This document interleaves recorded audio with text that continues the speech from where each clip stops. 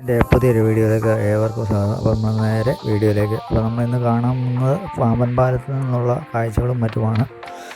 പാമ്പൻ പാലത്തിൻ്റെ നമ്മളിപ്പോൾ കണ്ടുകൊണ്ടിരിക്കുന്ന വെച്ചാൽ മത്സ്യബന്ധനത്തിന് പോകുന്ന ബോട്ടുകളാണ് ആ കിടക്കുന്നത്.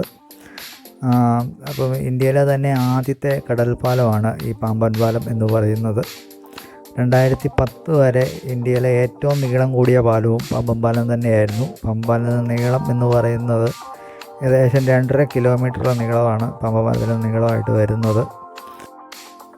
ഇന്നത്തെ ശ്രീലങ്കയുമായിട്ട് വ്യാപാര ബന്ധം വർദ്ധിപ്പിക്കുന്നതിന് വേണ്ടി അന്നത്തെ ബ്രിട്ടീഷ് ഗവൺമെൻറ്റാണ് ഇങ്ങനെ ഒരു പാലം കൊണ്ടുവരാൻ തീരുമാനിച്ചത്.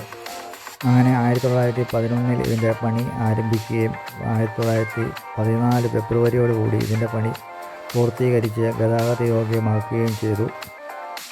ഇവിടുത്തെ മറ്റ് ടൂറിസ്റ്റ് സ്പോട്ടുകൾ എന്ന് പറയുന്നത് രാമേശ്വരം ടെമ്പിളാണ്. അത് കഴിഞ്ഞ് ധനുഷ്കോടി, അരീച്ചാൽമുന എന്നിവയാണ് ഇവിടുത്തെ പ്രധാനമായ ടൂറിസ്റ്റ് സ്പോട്ടുകൾ.